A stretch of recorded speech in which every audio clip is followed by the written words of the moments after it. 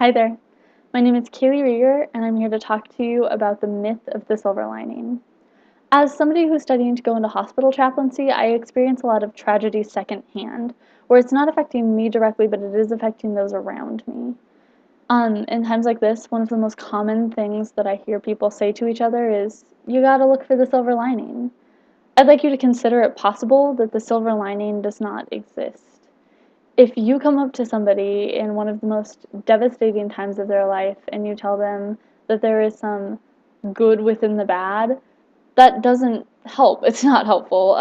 It makes someone feel invalidated in the gross darkness that they're feeling. It takes away from their experience, and it can make them feel more alone than they did before you started talking to them.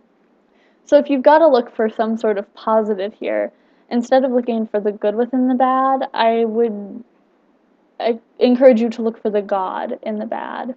Um, I don't think that God sets up tragedy for us to experience. I don't think God is building his perfect plan and saying, "Oh, and I will make them experience this horrible loss at age 12." That doesn't jive with my theology. Um, but I do think that God does exist in those dark times, and he's there to use them for something better, something bigger. He uses those times for change and growth and even empowerment. He uses it to be a powerful experience, but I think he's using what's already there. Um, our campus recently experienced something fairly tragic. We lost a student, um, and it was very, very hard for a lot of people. I didn't personally know him, but he was really impactful in the lives of a lot of my friends. And let me tell you, going up to those friends who, a lot of them, this was like the first loss that they had experienced in their life, and to go up to them and say something like, "Hey, you gotta look for the silver lining, you gotta see the good in this," like, nobody could see the good in it. And I don't think that there was good to be seen in it at the time. But I can tell you that even though there wasn't good in it, I can tell you that good came from it.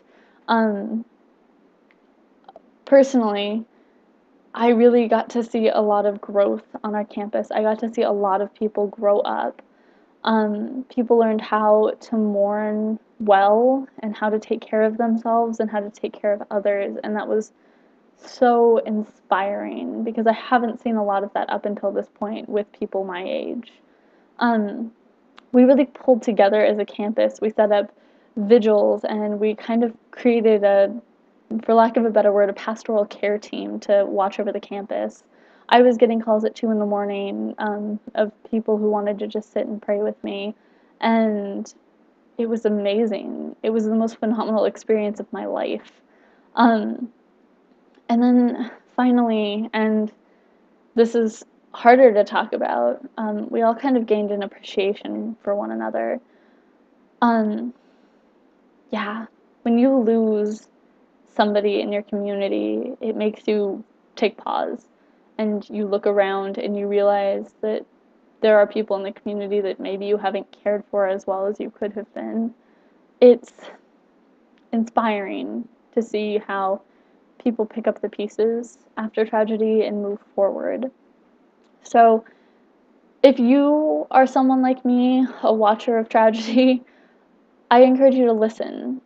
When somebody needs you, you will not have the right words. You can't have the right words. You're not built that way. But you can say, "I can't imagine what you're feeling, but I'm here for you. I'm here to listen, whatever you need."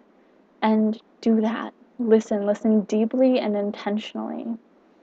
And if you are someone who's going through tragedy right now, I just want to remind you, you're not alone.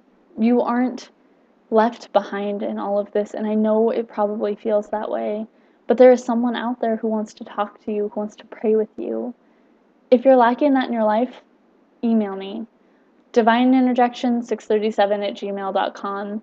I will get back to you as soon as I can because this is something I care deeply about. Nobody should be feeling like they're left alone in a time of pain. You are brilliant. You are smart. You are strong. You are loved and you belong. God bless each and every one of you and have a blessed, blessed week.